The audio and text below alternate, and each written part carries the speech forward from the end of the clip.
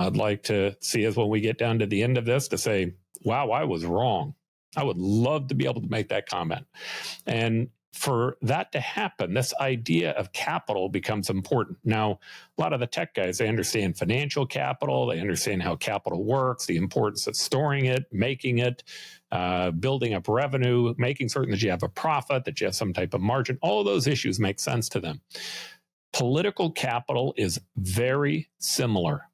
You build up political capital. Your numbers grow. And when those numbers grow by doing good things, you end up having more muscle at the political table to get things done. Now, today, I think Trump's view of political muscle is, I'm going to primary someone who doesn't do what I want them to do. And that's going to terrify them enough that they're going to fall in line. But it is inevitable. You won't keep Congress. You're going to lose one of those two houses. It's inevitable that you're going to have to go out and convince even your own party, because at some point, as your numbers start to fall, they become less afraid of you. They become less worried. And building up that political capital and gaining a broad breadth of support from a majority of the public becomes important to lead the country. Leadership is tied to it. There's a reason Ronald Reagan got 49% in one election and 49 states in one election and 48 in another, because he had built up a sense of goodwill with a lot of people, and he was able to get his ideas done because of that. If any of these things are important, Doge and immigration reform, and I don't support the tariffs, but even if you believe the tariffs are important, if those concepts become important, when you go ruin part of your political capital on guys who were serving sentences for sedition, at the minute they got out, they said that they were going to be willing to inflict more harm. When you're willing to say, yeah, that insurrection that happened, yeah, obviously I was a part of it because I think that they were treated wrong and I think I was treated wrong. That doesn't make his case. That harms his case. That harms his case to say, hey, the event got out of hand. It wasn't what I intended. I wasn't a part of that. When you get done with it, you have to look at it and say, no, obviously they were kind of doing what you wanted them to do. Otherwise, you wouldn't be pardoning them. And again, I take that back to political capital. It's going to make him less effective as a leader.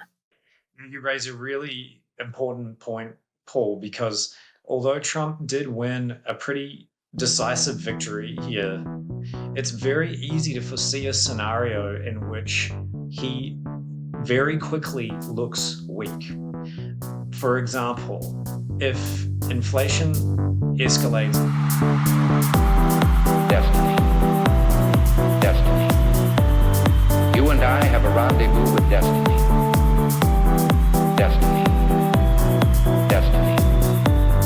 You and I have a rendezvous with destiny. We choose to go to the moon in this decade and do the other things, not because they are easy, but because they are hard. Well, I'd like to welcome back the panel today. We're short the Oracle Elliott Pollock, our favorite economist, but I do have Bob Robb here with us, who is a columnist on Substack. Substack has really done just kind of an amazing job of getting out a variety of different viewpoints and making certain that free speech has made voices who oftentimes have been cut out a part of the process. Bob Robb's one of the best columns that you can find on Substack. He does a great job of presenting a very balanced point of view. He comes from a conservative standpoint. But anyway, Bob, thanks for being here with us today. Always good to be with you.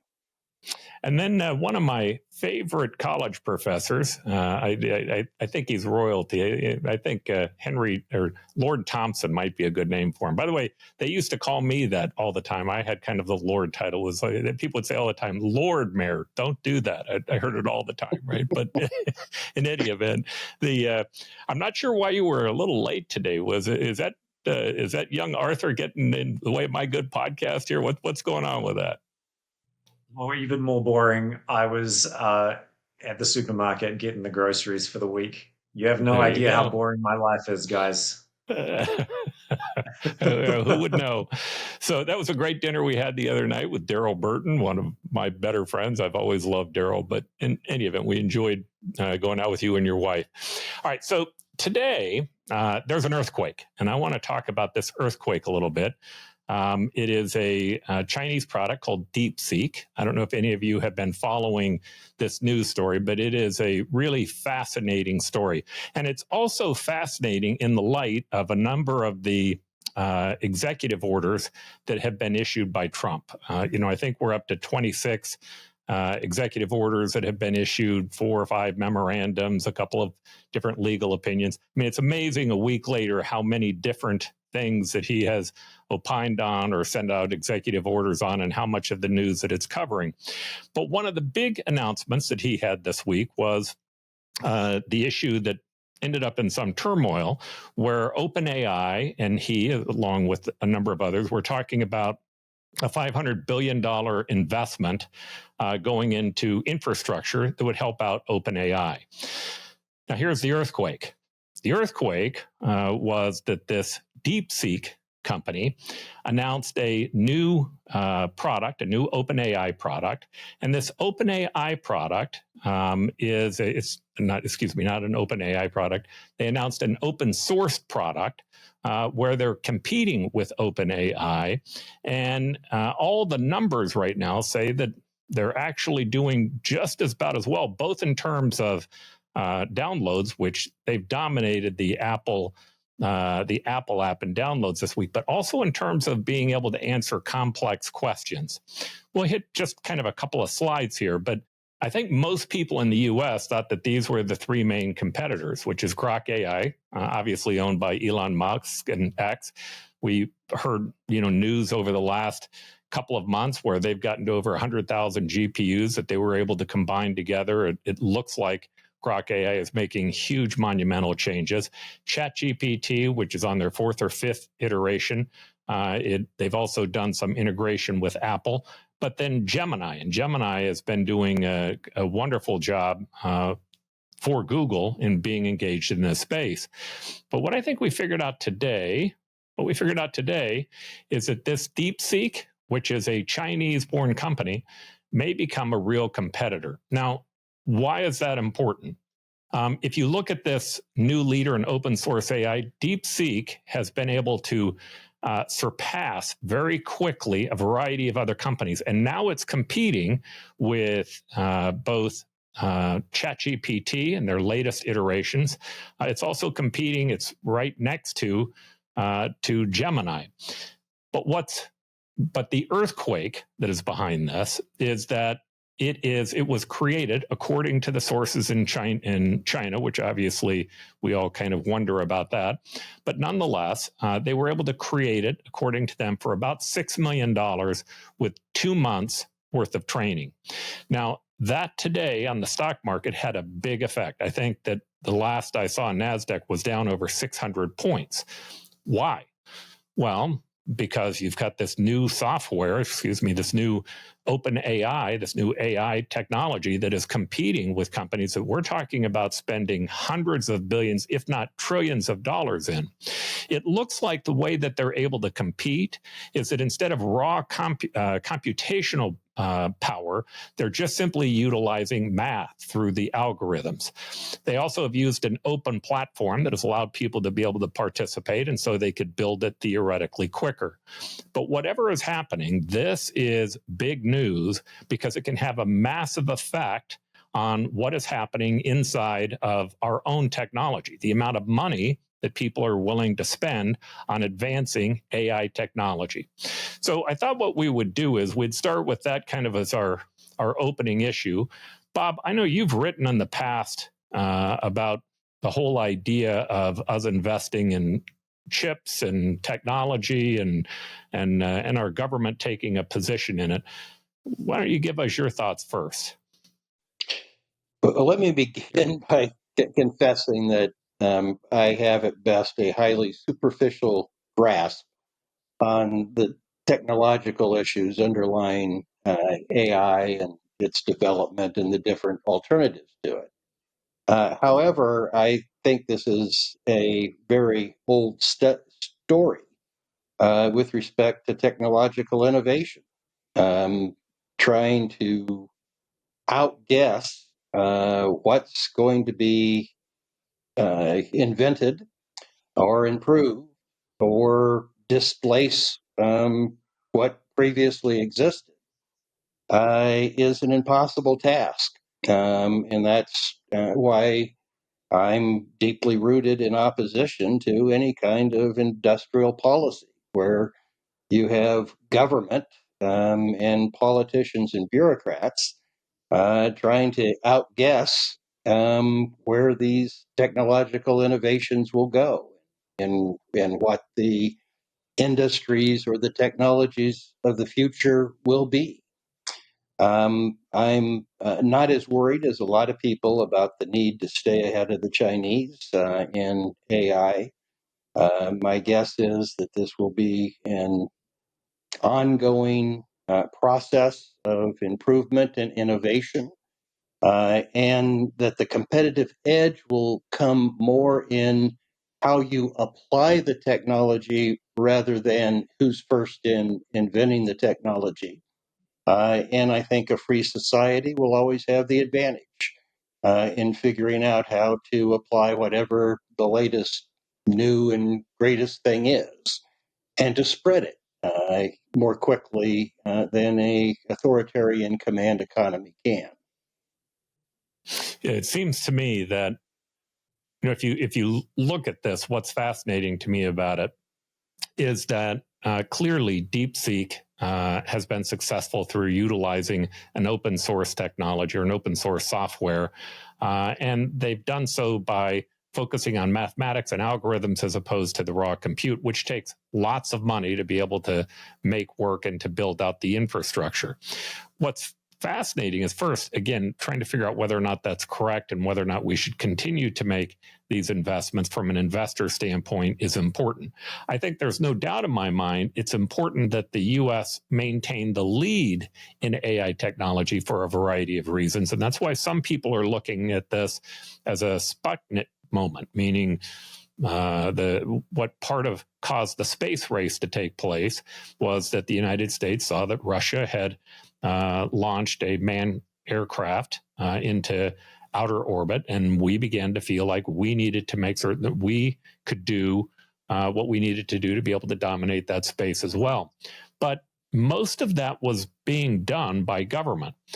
This begins to beg the question of, well, even if they have created it, the idea that it now can be recreated by American companies is going to put a whole bunch of other companies into competition. You can just bet on this with Google and AI and with ChatGPT literally overnight.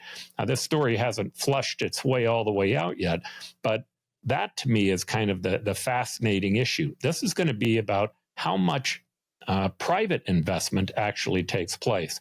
Henry, your thoughts on it? I agree. This is a super interesting news story that just came out this morning about the new Chinese large language model. And on the big picture, I think I agree almost completely with Bob's take on this, that this is a long run sort of an arms race in this technology between the US and China. And the nature of an arms race means you don't know who's going to win, right? So this is just a case, I think, of the Chinese getting a few runs on the board where previously the Americans had dominated the AI space so completely. But it's really interesting the way that the financial markets have responded, because really that is a response about the necessity for all of this big infrastructure investment, because it wasn't just Nvidia that was down something like 12 or 15% in one day, but we also saw a lot of energy companies lose value on the stock market today, because the assumption is that there'll be so much need for energy to run the data centers, etc. And this innovation in the Chinese AI model is more of a software than a hardware innovation, which is what makes it so interesting, as you mentioned, Paul. So people are worried essentially that this big run up in stock prices around the American hardware companies behind the AI sector is basically a misallocation of resources, because it's going to be more about software in the future, which would really throw the cat among the pigeons in the AI space. And as you say, open the door for all sorts of competitors, completely different approaches to AI algorithms, et cetera, that could be really interesting. So to kind of close the circle back to what Bob was saying, if it's possible to have, I believe something like $1/3 trillion written off the value of Nvidia in the course of one day because of the release of one Chinese chatbot, essentially. And this is the result of many investors' collective decisions, aggregated up, people doing a lot of research into the sector. What chance do governments have to pick winners in this space?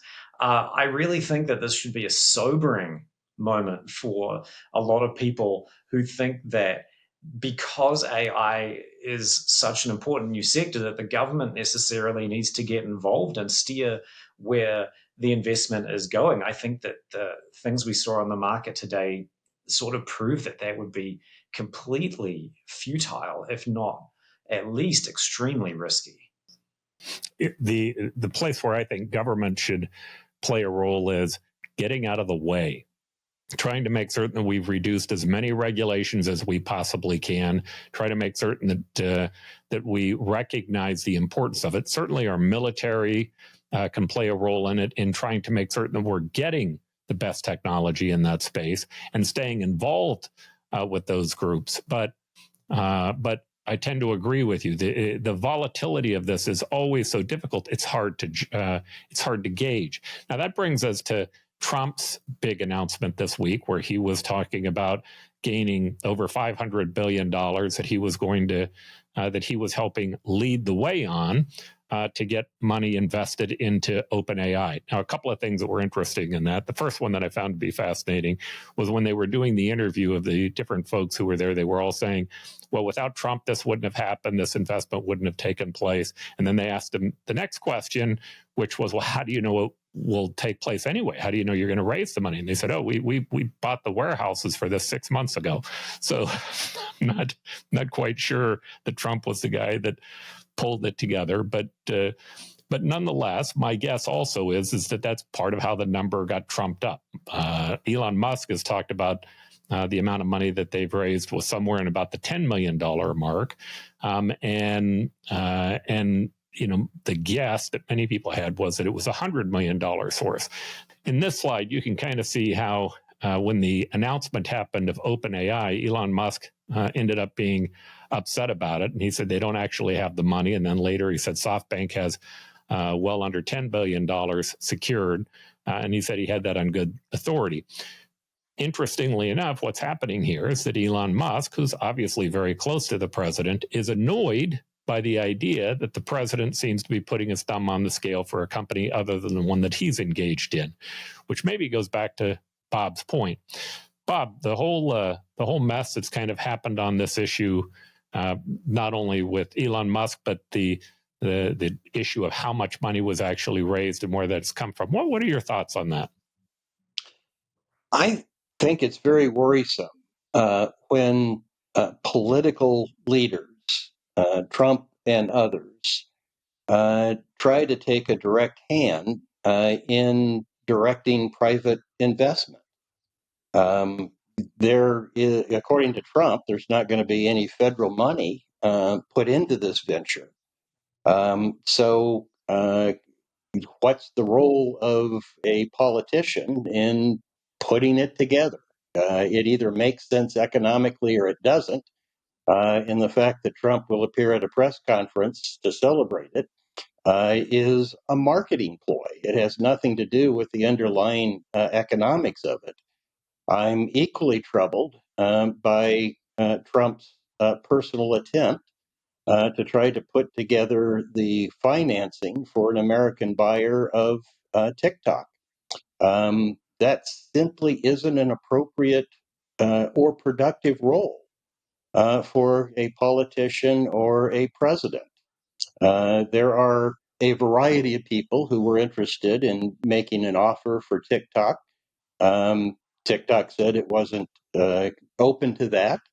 If it has changed its mind, then you don't want the president of the United States trying to put together an economic package. You want TikTok and the private investors competing to take it over, to do that without political influence.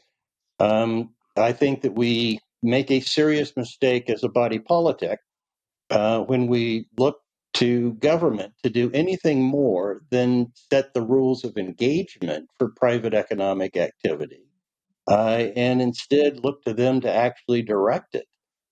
So I find Trump's engagement on this in a variety of different areas where he tries to intervene into the internal business decision making of private companies to be very worrisome.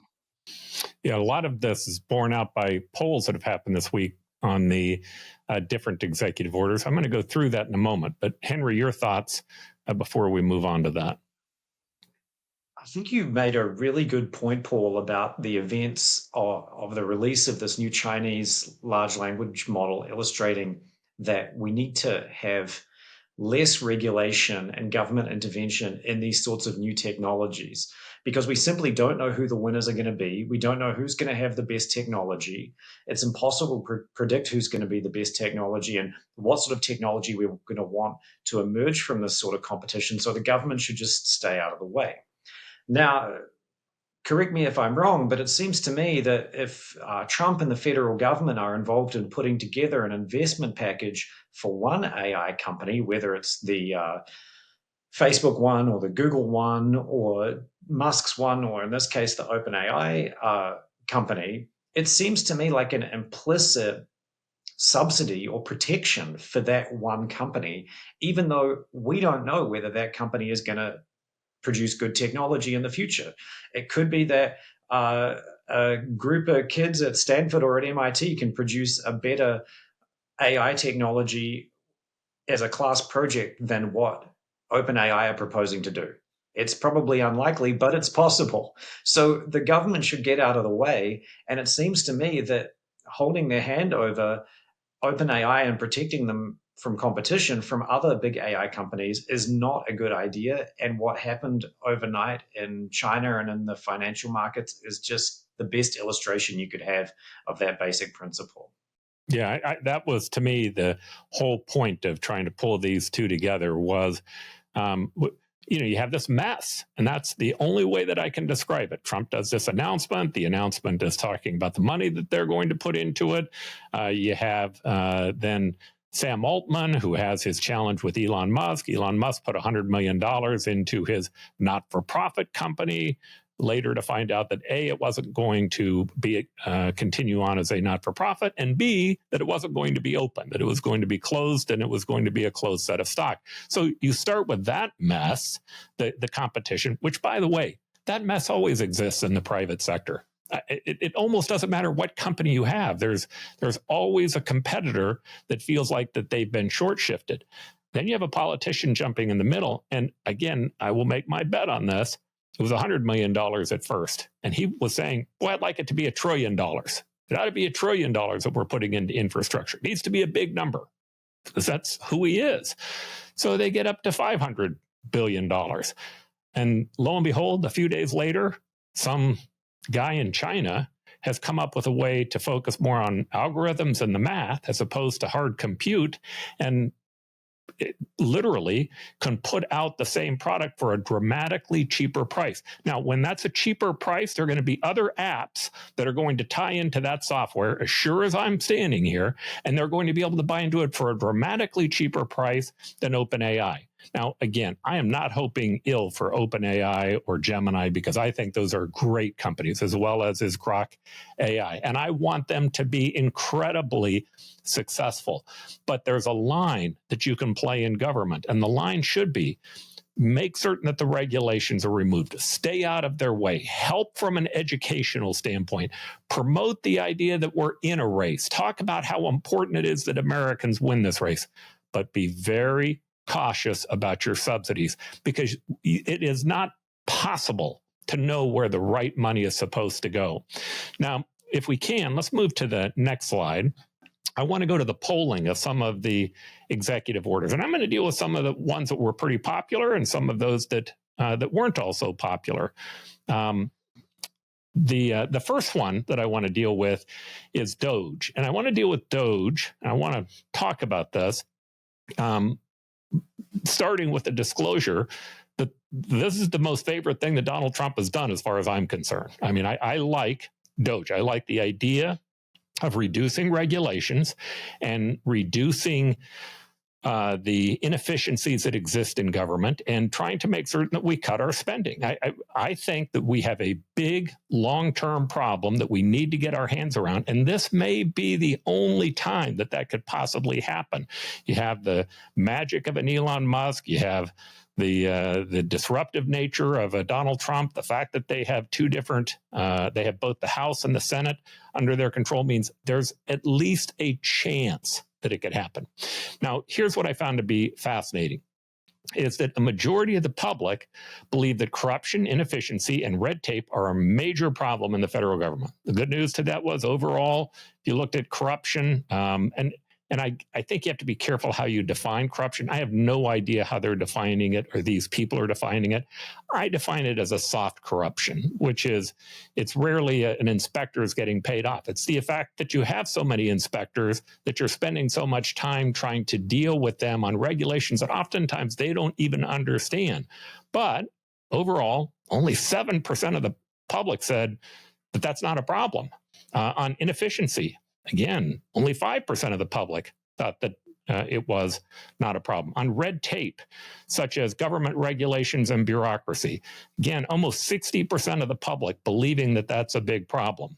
Now, civil servants who are unwilling to implement the president's agenda, interestingly enough, that number begins to shift dramatically. Here, what you see in this slide, now, interestingly enough, and again, this is one that I don't agree with the majority of the public, but 6 in 10 believe that the president relying on billionaires or family members for policy advice is a bad thing.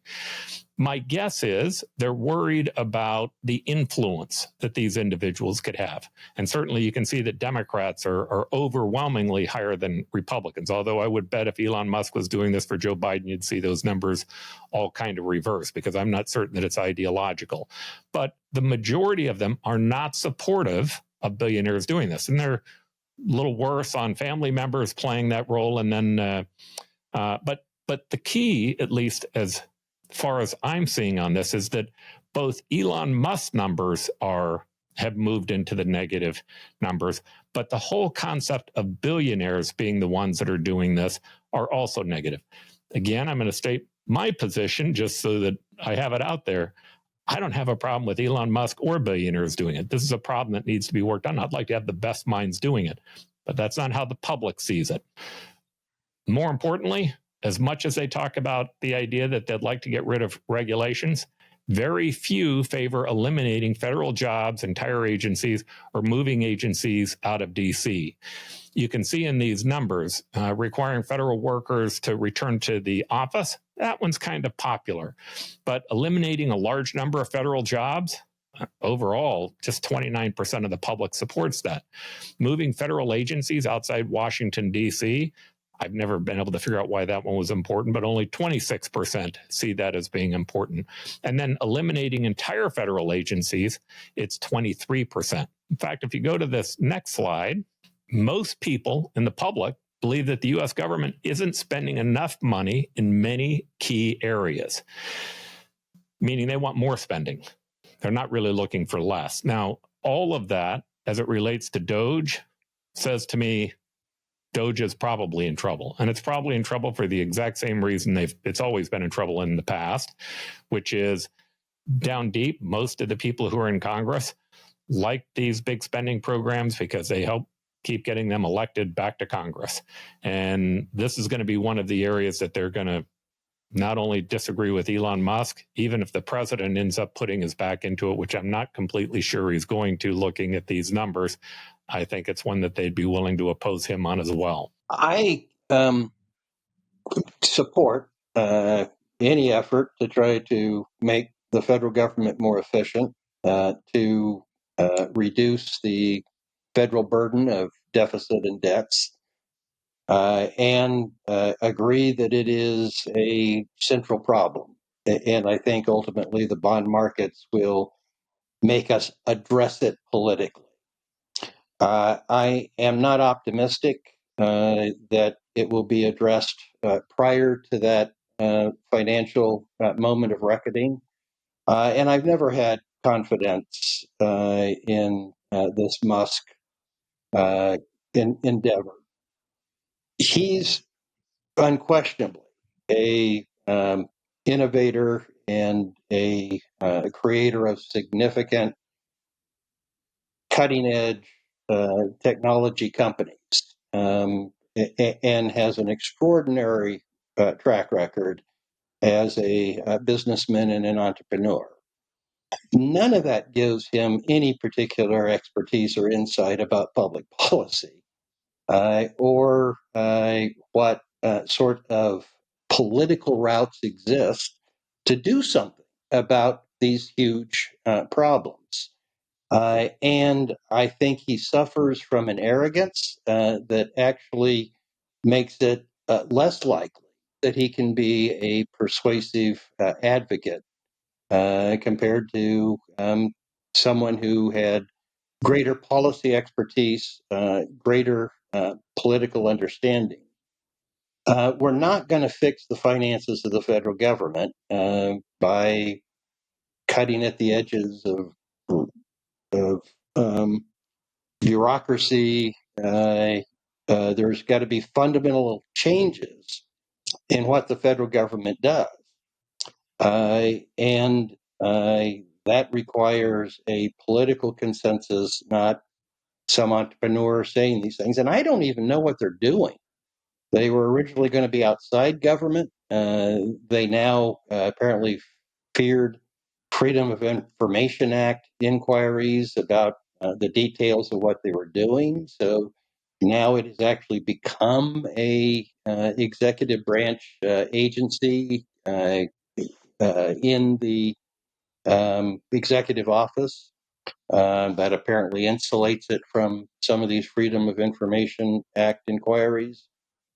And so I've never had much optimism about what it will produce.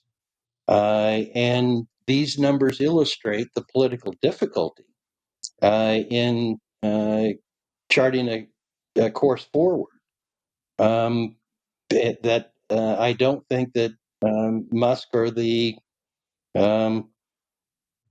overly caffeinated volunteers, graduate school volunteers that he's recruiting to take a look at all of this, are capable of producing.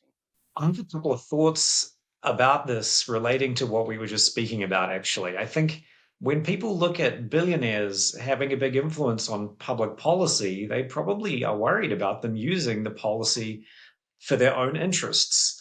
And we just finished talking about the AI investment that Trump is coordinating. And it just so happens that the main beneficiary of that is Sam Altman, who was at his inauguration. And also at his inauguration was Elon Musk. And so I think a lot of members of the public are probably looking at Elon Musk and saying, well, he probably is looking to be the next beneficiary of some sort of a federal largesse based on his proximity to the president. And that probably explains a lot of their skepticism for having someone like Musk involved in these sorts of projects.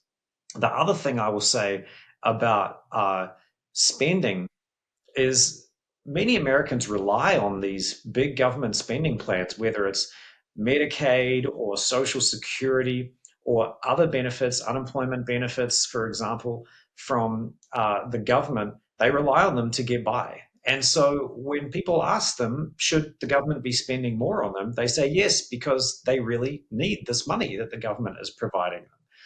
And so there's a fundamental disconnect here between what people want from the federal government, what it's delivering, and the ability of people to reform it and to reduce spending. And so I think that partially explains why the public is dubious of a sort of a project led by a billionaire to reduce government spending, because they are dubious of billionaires' intentions when they get involved in government.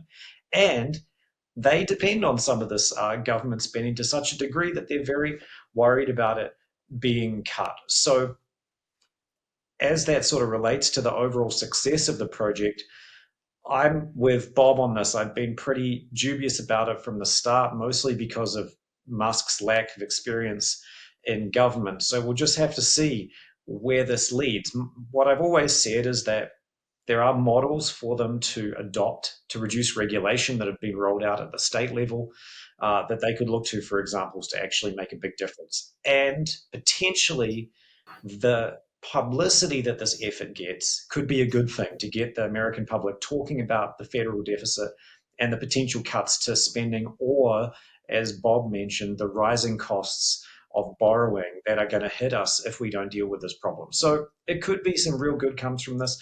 I hope that it does, but I can see why people remain pretty dubious about it.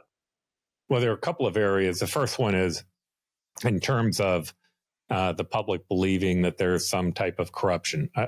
My own personal opinion is I think Elon Musk is doing what he really thinks is right. But I listen to a lot of my friends in business and people who own companies like I own, and they've been engaged in the process. And it's always fascinating to me how they view people from government, because I've also spent time in government. The question that they will ask usually sounds something like this: well, what has that person ever accomplished in their life? And what they really mean by that is that if you haven't built a big company, they don't put any credibility in you. Now, that works well in the CEO class. That works well maybe in the investor class. But when you get done with that 1%, you got to go figure out how to get the other 99% of America. And the other 99% of America, Trump won partly because he figured out there's a little bit of a civil war going on and a fight to try to get people who are in the working class. And the working class, we had Henry and I had Henry Olson on, who kind of laid out the case for MAGA the other day and for the America First movement. The biggest point that I left with is that they're really not nearly as concerned about winning as making certain the other guy loses. In fact, they've almost lost so much that they expect to lose. They just want the other guy to lose more than them.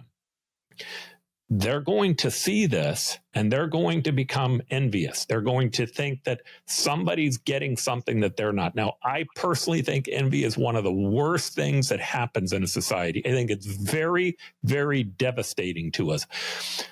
But those people who maybe don't have the same credentials as my CEO buddies, they've learned how to work in government. They've learned how to make things happen. And to make things happen, one of the things that you have to think about is, how do I make it popular? Well, we can see from this, there are some areas that are very popular that Doge could be engaged in. They actually think we do have too many regulations. That's an area that I think is open for this group to be really successful with. In fact, and I'll ask Bob this question, they're turning Chevron on its head. The idea of Chevron was that you have to have, that the Congress has to be able to decide what it is that's going to happen and that the administrative branch can't add anything to it. Part of what Doge is saying is, hey, the first thing that we need to do is go come in compliance with that. We need to go in and take a look at the regulations that are being implemented by government that go beyond the intent of what was actually written into the existing legislation. And again, that to me makes sense. That argument to me makes sense. I think that it's something that'll survive constitutionally. And also what we've seen in the polls, it's very popular. I agree that one useful outcome from Dodge might be the identification of a wide swath of regulations that should be gotten rid of. I am dubious about the claim that Musk and his previous co-chairman, now fobbed off to run for governor of Ohio, have made. The argument that they've made is that that you can go through these regulations, identify those that violate the Chevron U.S. Supreme Court ruling, and that the president can unilaterally suspend them. There is an Administrative Procedure Act that sets forth the legal requirements for changing a regulation. And I don't think the president has the authority to supersede that based upon anybody's analysis of Chevron compliance. The only two ways that you can get rid of a regulation is for a court to declare it invalid because it exceeded the agency's authority, re-examined under getting rid of Chevron deference, or that the agency repeals it. And there's an Administrative Procedure Act that has to be followed in order to do that. And both the Obama administration and the first Trump administration and the Biden administration had attempts to change regulations not following that procedure struck down by courts. So I think it could usefully identify some targets, and I think that Trump 2, like Trump 1, will have a general deregulatory emphasis, and it might accelerate that process. But I don't believe the president constitutionally has authority to unilaterally suspend suspect regulations rather than going through the Administrative Procedures Act. It's really interesting. What Bob suggests is that the real impetus for reducing regulation is not able to come from one central body like Doge, but it has to be decentralized either across all the federal administrative agencies and or across private actors that challenge rules and regulations in the courts. And if that's really the case, and if regulation is indeed the area where they can have the most effect and where there's the most public support, it suggests that Doge should really turn into less of a small sort of guerrilla outfit and more into a coordinating body of people placed all over the federal government and out in the states to challenge these different regulations. Bob, do you think there's the potential for some sort of a model like that emerging? There could. It is embedded and is supposed to coordinate with the Office of Management and Budget, which has general authority over all federal agencies. So, yes, I think that could be a useful role to identify it and set it in motion.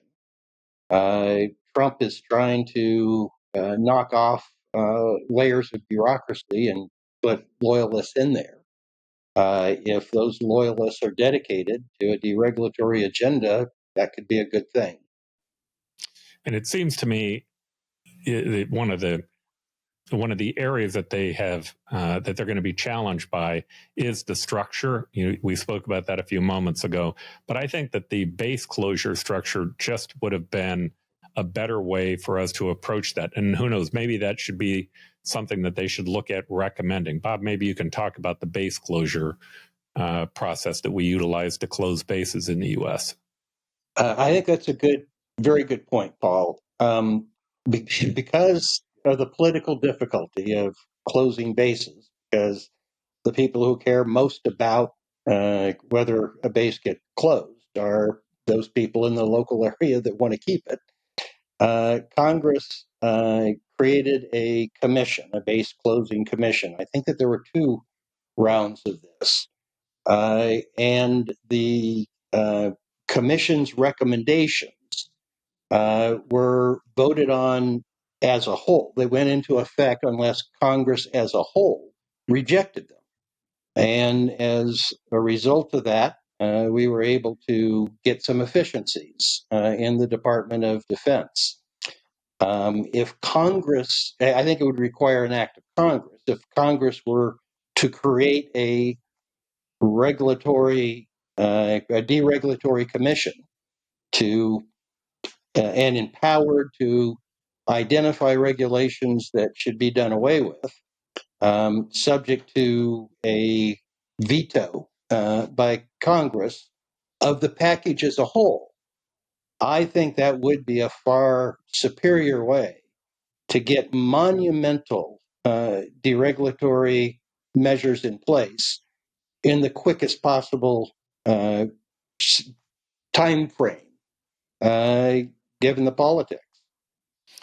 And again, that's something, people who spent their whole life in politics, there are actually conservatives who have spent their whole life in government service who would like to see this happen as well. I think dismissing the voices from those people who kind of know how it works is a real miss for them and for the administration. I hope I'm wrong, though, because as I said, this is an area that I really want them to be a success on. In fact, on this next slide, while we're going to talk about it, I think it's important to point out from my standpoint, I'm 65 years old. I don't know how many more presidential elections I have. I hope this president ends up defying every one of my fears that I had about him during the primary. I hope he is incredibly successful. I hope at the end I have to eat crow and he's so popular, it's untenable, right? That's what I'd like to see. I do believe that he has like 3 big issues that if he focuses on them, he could be much more successful. One of them is Doge. If he was really successful at coming up with a cost-cutting measure, his immigration measures, certainly, and that's what the polling has shown. And then the third one is trying to find a resolution, especially with things like Ukraine and Taiwan that end up not being putting us at war, but at the same time preserve America's status as having an American-led world order where NATO and other players are significant. Now, saying that, if you listen to his executive orders, they were all over the place. Some were popular, some were not popular at all. They were very unpopular, and some were mixed. So I thought what we would do is we would go through those and not just try to cover them into different categories, and we can all talk about how we agree maybe with the public on this one. The top 3 that were very popular, the first one was actually reducing cost for the American citizen. Now, there was no plan laid out as to how to do that. There was no real details in it. I did notice that he didn't talk much about, at least in the early portion, tariffs, which I think aren't going to lower cost for the consumer. They're probably going to raise costs for them. But nonetheless, that was overwhelmingly at the top. About 85% of the public supported that. That means that it was supported by Republicans, Democrats, and independents.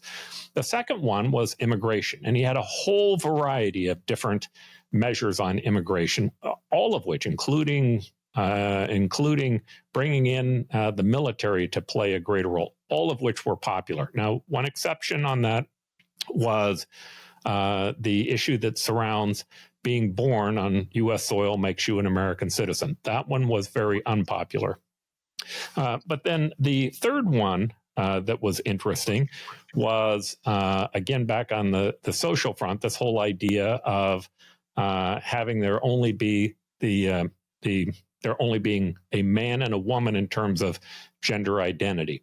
So on the popular ones, do you agree with all of them? Do you disagree with them? What's your thoughts on the popular measures, or the measures that in Donald Trump's executive orders ended up being very popular with the public? Yeah, it's hard to put your hand up and say, no, actually, I would like to see rapidly rising prices of food and rent, right? Sure, I'd like to see inflation get back under control. But do I think that by putting a tax on imports, especially consumer goods, and especially things like food from Mexico, a 25% tariff, do I think that's going to help us reduce inflation? No. Do I think that a mass crackdown on immigration that sends all sorts of people running in fear instead of going to work in sectors like agriculture and construction and food service, do I think that's going to reduce inflation? No. And so I like wish lists just as much as the next man, but the question is, how many of these goals can Trump pursue at once? And which of them are fundamentally irreconcilable? And I would say that reducing inflation is irreconcilable with Trump's actual policy agenda of taxing imports and cracking down on people who are here, documented, undocumented people here in the country. I'm not really sure what to make of that. I still am a little perplexed. I would add to Henry's list the fact that Trump remains a low interest rate guy. He's already jawbone to get the Fed to reduce interest rates and asserting that he has greater insight and is a better expert on interest rates than the Board of Governors of the Fed. And to the extent Milton Friedman was right that inflation is everywhere and always a monetary phenomenon, it is tighter monetary policy that we need to wring the last elements out of the inflation that has proven so persistent. His deregulatory instincts and his supply side tax policy instincts can increase productivity and domestic production. But his tariff threats create huge uncertainty with respect to supply chains for domestic production. And we have a large part of our economy that is devoted, on the one hand, to exporting to other countries that may take retaliatory measures against us, and facilitating the transportation and sale of foreign products to to domestic consumers. So I agree with Henry that his policies are working at cross purposes, and I don't think he understands um, what causes inflation and what you need to do to control it. So, Bob, let me put a pause on that for a moment because you talked about Milton Friedman. One of the things that made Milton Friedman famous was this whole idea of monetarism, and also putting a focus on the data. He was coming out of a Keynesian era where we seem to be putting more of a focus on how government should be spending. But if you can you talk a little bit more about how he shifted the dynamics by being a monetarist, and then more importantly, how does that relate to the inflation issue that we have today? The extensive fiscal stimulus that Congress enacted under both Trump and Biden created a increased borrowing demand of large size. For a variety of reasons, the Fed opted, in essence, to monetize that. It went into the market to buy government treasuries. It started buying up mortgage-backed securities and expanded its balance sheet, the things that it owned of private sector investment instruments from under $1 trillion to nearly $8 trillion. And if it hadn't done that, then there would have been adverse economic consequences. Federal borrowing would have crowded out private sector borrowing, but it wouldn't necessarily have had the inflationary impact that the way the Fed decided to respond to it had. And the Fed had maintained artificially low interest rates for nearly 2 decades. And that created inflation in asset prices before it started overlapping into consumer goods. And while it increased rates, it really had only increased rates to sort of the historical norm, and then started to decrease them when inflation still seemed to be stuck at approximately 3%, which is still a disruptive, both politically and economically. That's a disruptive erosion of the purchasing power of the dollars that people earn. It started to sell off some of the assets that it bought to help monetize the excessive fiscal stimulus that Congress had enacted, but at a very slow rate, and then it decided to slow it even more, and left open whether it was going to get anywhere near back to where it was before this monetary stimulus, unprecedented monetary stimulus since the formation of the Fed in 1913. How far back they were going to roll it back, and they slowed it down. So I don't think it's at all surprising that inflation is stuck at 2.5 to 3%. And that there's not confidence that the Fed's going to take the steps that are necessary to bring it down.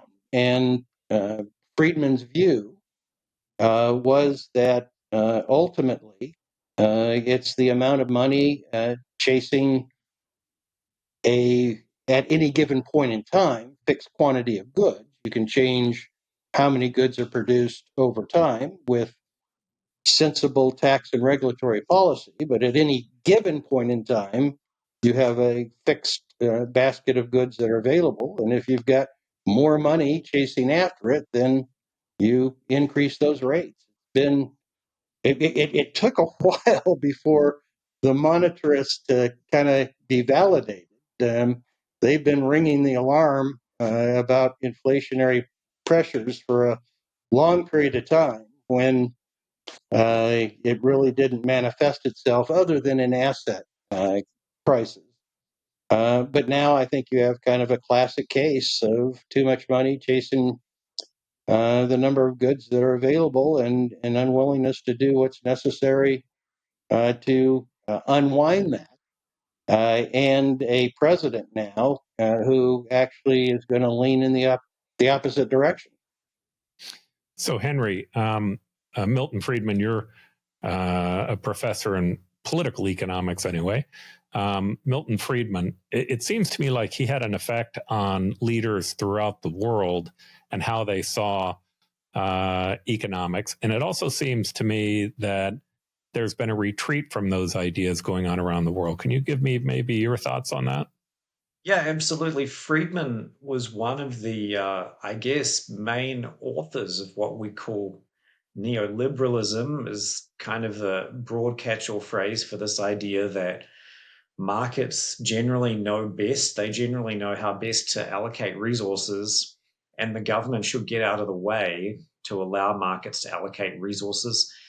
In the 70s and the 80s, that meant that a lot of governments around the world decided that they would actually sell assets, literally get the government out of the business of, for example, running an airline or renting a lot of public housing, running telecommunications companies was a classic one that the government would sell the telecom, and that was a movement that went on basically until maybe the 2010s. And there was a broad consensus among most serious political parties that the role of the state should be relatively minimal, and sort of having a social welfare safety net for people that lose their jobs, that are in hardship, etc., almost like a sort of an insurance program, but that generally the market should be left to do mostly its own thing. And I think it's fair to say that Trump and other people, not just Trump and not just on the sort of the more nationalist right, there are people on the left who have similar sort of ideas that they just kind of throw in this economic orthodoxy out the window. So you see ideas cropping up like the ones we've been discussing today, right? That the federal government should all of a sudden decide what sort of computer chips should be produced in the United States, what sort of AI models should be produced in the United States, by whom. They should protect the companies that they think are supposed to be doing this work and subsidize them. These are ideas that in most countries, governments had really turned their backs on for a long time because they'd been proven so disastrously wrong in the 60s and into the 70s. And so, yeah, we live in an age of unpredictability because these orthodoxies that had a lot of intellectual heft behind them, very serious grounding in micro and macroeconomic theory and research, they've kind of been thrown out the window. And we're seeing a lot of ad hoc policy experimentation that may have laudable goals, right? When Trump says that he wants to bring manufacturing back to the United States, I also find it hard to object and say, no, I don't want people to have stable, high paying, high skilled manufacturing jobs. No, I think that would be great if we had a lot more of that in the United States. The question just is that even possible to bring those sorts of jobs back to an advanced economy? It's never really been done before. And there are a lot of reasons to believe that it is impossible. So that Friedman neoliberal free market small state ideology is being increasingly not just sort of questioned but really just dismissed, and we're seeing a lot of ideas crop up that don't have as much intellectual heft behind them, and we really don't know how a lot of this is going to turn out. Yeah, so I like what the panel had to say about the priorities of the public, the ones that were popular. They make sense, but they may be in conflict with one another. The idea of both having a zero immigration policy. And the one thing that's clear, I mean, when people say they're against illegal immigration, almost everybody that I've met says that they're against illegal immigration. They're against regular immigration as well. They're you know, the HB1 visa issue was an issue of being opposed to even regular immigration. Now, just as I said that, I've thought about Bob, who has been a longtime opponent of illegal immigration, and I know that's not true with you, Bob, but I do believe that those policies are in contradiction, along with what's going on with tariffs, to the idea of trying to make certain that we keep costs down. Well, now let's go to the ones that are unpopular, see if we can find any disagreement on those. The first one was, of all the things that are really important going on in the country, that one of the things that Trump did on the first day of being in office was an executive order that said that one of our priorities should be mountain naming. And so he changed the name of Mount Denali to Mount Whitney, made certain that we changed the name of the Gulf of Mexico to the Gulf of America, and then kind of added a couple of other things to that, which is seemingly becoming more of a serious effort to going after Greenland, the Panama Canal, as well as changing Canada. In the polls, all of those things were highly unpopular. The numbers were pretty stunning. And again, we'll put on the show notes some of the polls that you can go to look at that. But thoughts about that as one of the unpopular issues? I originally would have dismissed all of this as just kind of Trump being Trump, even though I don't think Trump being Trump should be dismissed. I think it's an issue in and of itself in terms of his corrosive effect on American politics. But I am starting to suspect that Trump may see his path to being a historically important and memorable character being a physical expansion of the territory of the United States. That was an explicit part of one of his executive orders. So I now am taking these things more seriously as potentially something that he's actually going to try to achieve. I don't think that there's support for it in the body politic, but I think that he may see this as his path to being a historically significant figure for years to come. So, Henry, your thoughts, and maybe I'll kind of expand this a little bit. At the end of World War II, there was actually a little bit of a debate in the United States about whether or not we should become more empirical. I mean, the whole rest of the world had been destroyed by the war. And if we really wanted to become more empirical, we definitely could have done it at that point in time. We made the decision for a variety of reasons that we didn't want to be. That instead, we were going to help them go rebuild. We were going to help the rest of the world not only rebuild their markets, but allow them to sell goods into the United States, allow us to be able to expand our markets into their markets. There obviously was this quid pro quo with the Soviet Union that you had to be willing to buy into. But it created a moral high ground for us. And the moral high ground was that all the way from the days of Westphalian, the ideas of the different states or nations were set. The boundaries were somewhat set, lots of obvious disputes, but that one group shouldn't be going in and trying to take over the territory of another. I think that's the moral high ground that we have with China on Taiwan. I think that's the moral high ground we have with Russia in Ukraine. I'm worried, at least if our allies matter, and allies eventually always matter, that this may cost us some on the moral high ground. Your thoughts? Great point to widen the lens a little bit. I see all of this as being able to be understood. You can understand this or explain it as an extension of this genuine nationalism that's underlying Trump's behavior and his ideology. To the extent that Trump has an ideology, I think it is a populist nationalism. And therefore, it's not surprising to me that he does these sorts of things that are clear breaks from what you described it, that we would call the post-war liberal order, right? Trump is not a liberal. He's a nationalist. The idea of the post-war liberal order is that the different nation states could exist. They could all get ahead independently and together, meaning that it was not a zero-sum type of thinking. Trump does not see the world that way. He sees it as a nationalist through a zero-sum lens. I win, they lose. And that extends even to America's NATO partners like Denmark, for example, that could lose the territory of Greenland if Trump somehow manages to annex it for the United States. I don't know how that even works. But yeah, all of these things can be explained, I think, under this rubric of nationalism and this idea that Trump wants to maximize the United States' national power, its national prestige, including things like renaming the Gulf of Mexico to be the Gulf of America. He sees that as a win for American prestige in world affairs. This is not a liberal view of the world in which America gets ahead by being generous to its allies, by providing space for them to grow, by trading with them, for example. When you trade with a trading partner, the assumption is that both of your economies will grow. Trump doesn't want to do that. He wants the American economy to grow at the expense of trading partners.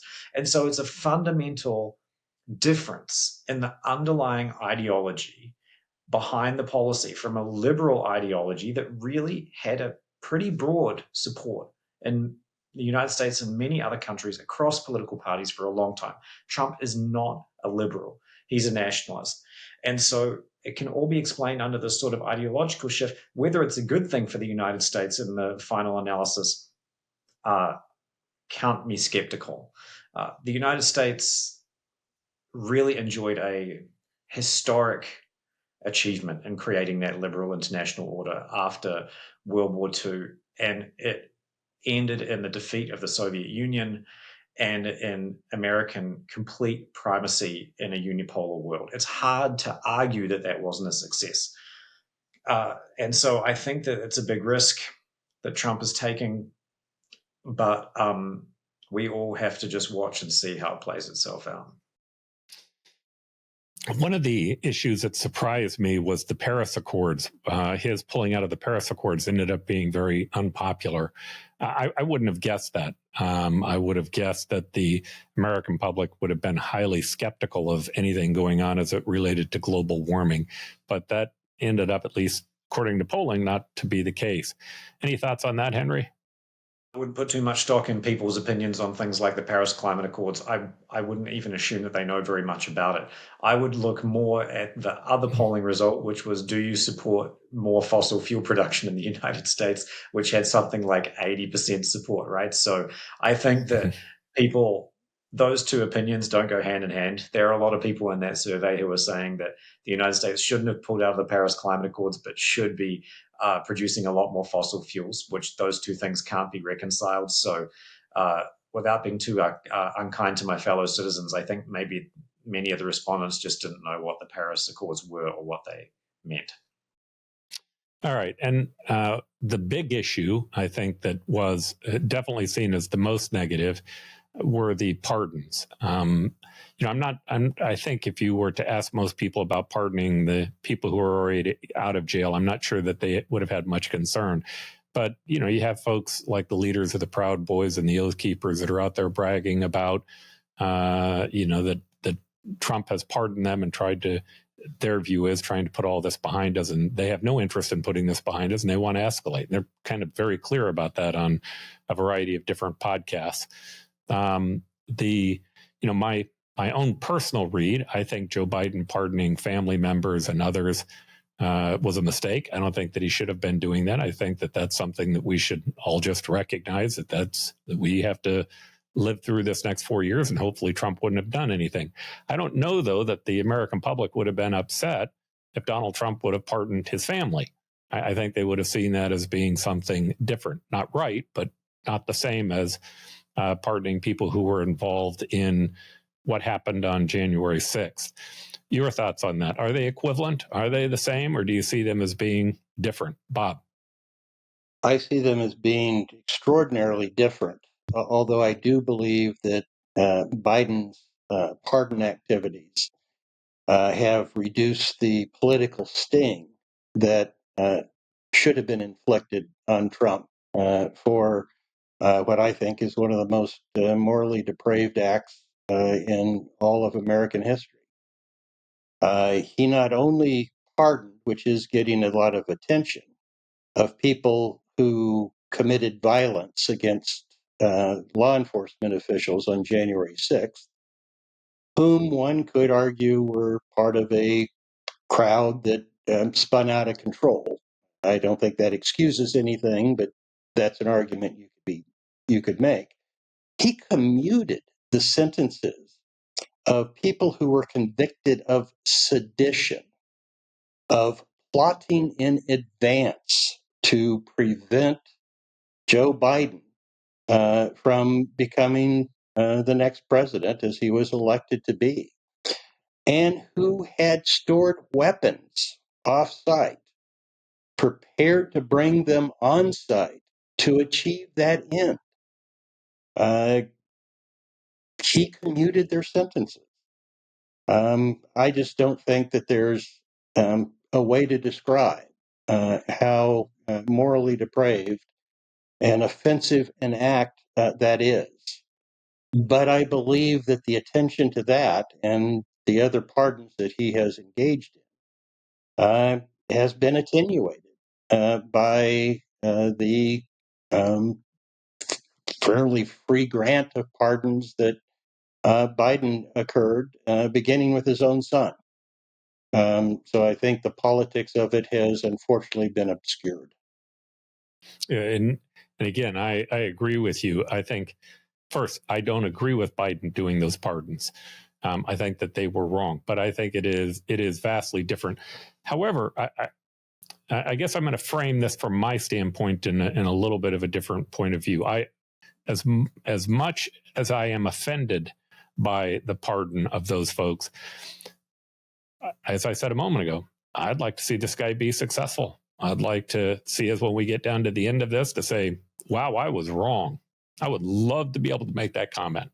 And for that to happen, this idea of capital becomes important. Now, a lot of the tech guys, they understand financial capital. They understand how capital works, the importance of storing it, making it, building up revenue, making certain that you have a profit, that you have some type of margin. All of those issues make sense to them. Political capital is very similar. You build up political capital, your numbers grow. And when those numbers grow by doing good things, you end up having more muscle at the political table to get things done. Now, today, I think Trump's view of political muscle is, I'm going to primary someone who doesn't do what I want them to do. And that's going to terrify them enough that they're going to fall in line. But it is inevitable. You won't keep Congress. You're going to lose one of those two houses. It's inevitable that you're going to have to go out and convince even your own party, because at some point, as your numbers start to fall, they become less afraid of you. They become less worried. And building up that political capital and gaining a broad breadth of support from a majority of the public becomes important to lead the country. Leadership is tied to it. There's a reason Ronald Reagan got 49% in one election and 49 states in one election and 48 in another, because he had built up a sense of goodwill with a lot of people, and he was able to get his ideas done because of that. If any of these things are important, Doge and immigration reform, and I don't support the tariffs, but even if you believe the tariffs are important, if those concepts become important, when you go ruin part of your political capital on guys who were serving sentences for sedition, at the minute they got out, they said that they were going to be willing to inflict more harm. When you're willing to say, that insurrection that happened, yeah, obviously I was a part of it because I think that they were treated wrong and I think I was treated wrong. That doesn't make his case. That harms his case. That harms his case to say, hey, the event got out of hand. It wasn't what I intended. I wasn't a part of that. When you get done with it, you have to look at it and say, no, obviously they were kind of doing what you wanted them to do. Otherwise, you wouldn't be pardoning them. And again, I take that back to political capital. It's going to make him less effective as a leader. You raise a really important point, Paul, because although Trump did win a pretty decisive victory here, it's very easy to foresee a scenario in which he very quickly looks weak. For example, if inflation escalates given the trade wars and tariffs and the immigration means, if the stock market starts to tank because of some Chinese chatbot, right? Or even some other unforeseen shock, Trump's relative strength right now could very quickly flip. And a lot of these decisions could look not particularly politically astute.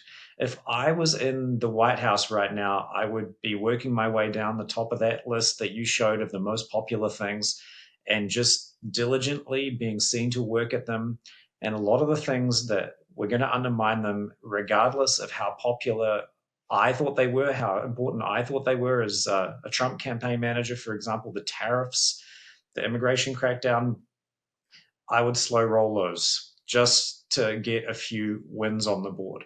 I think sequencing matters. Bob talked a lot in one of his newsletters about the effect that the tariffs can happen really fast. They could trigger inflation fast. Whether any benefits to domestic manufacturing happen slow. I think that there could be some bad policy outcomes really fast for the Trump administration that could quickly make him look more vulnerable than people think. So I think part of what happens to Trump and to people who are avid supporters of Trump, and again, I've said this in the past, I have a lot of friends who are avid Trump supporters. I have family members who are avid Trump supporters, and that's their right. Not only is it their right, I support them in being engaged and believing that he was the right candidate. They politically make one big mistake in the 2020 election. They believe that Donald Trump lost only because of COVID, right? That's if they're being valid. Otherwise, some of my friends will say he was cheated out of it. It was all a hoax. The Democrats did. But the people who are being legitimate say, if it hadn't have been for COVID, he'd have lost. And here's my answer to them. It wasn't COVID. It was what he said during COVID that caused him a problem. He could have easily won that election by just being responsible during that process. And what does that mean? We'll start with not saying things like this comment that I'm going to play as a clip here for a moment. Too. Sounds interesting. Right, and then I see the disinfectant where it knocks it out in 1 minute. And is there a way we can do something like that by injection inside or almost a cleaning, because you see it gets on the lungs and it does a tremendous number of the lungs. So it'd be interesting to check that. So that you're going to have to use medical doctors with. But it sounds interesting. What you can see from that clip is that he talked about injecting things up somebody's rear end that's somehow or another going to make them better. And then later he tried to talk about it was a joke. And the answer was it wasn't a joke. And if it was a joke, it was a really badly timed joke. Point is, a leader during that period of time, not only could he have survived COVID, it could have been like a 9/11 moment. George Bush survived 9/11, and I would argue that was a much bigger event than what COVID was. But he provided the right leadership during that period of time. Whether you disagree with him on the Iraq War or not, there was this sense that he was a leader that pulled us together, and it increased his popularity. That, to me, is the key. If, he has a couple of appointments that are coming up, Tulsi Gabbard and Kapesh Patel, if I'm saying his name right, the FBI and the CIA. My own personal opinion is I don't support those two getting the nomination. Those are really the only two I don't support getting the nomination. But my reason for it is I think they're going to hurt him. I think that they will do damage to him. It's a mistake from, if I want him to be a success as president, I don't want another 9/11 happening. So I'd like to have an intelligence officer and somebody running the FBI who isn't running a full-scale war to try to get even for what happened in 2020. I just don't see it as benefiting him. Well, even before COVID, the Republicans lost over 40 seats in the 2018 election. Trump had worn out his welcome almost after he moved in. And I think that he is likely to wear out I think he's in the process of wearing out his welcome again by the failure to focus on the things that the polls indicated are most of concern to the American people. And the reason that he won in 2024 after losing in 2020 is that a critical mass of swing voters had lost any confidence that the Biden administration would competently manage those things.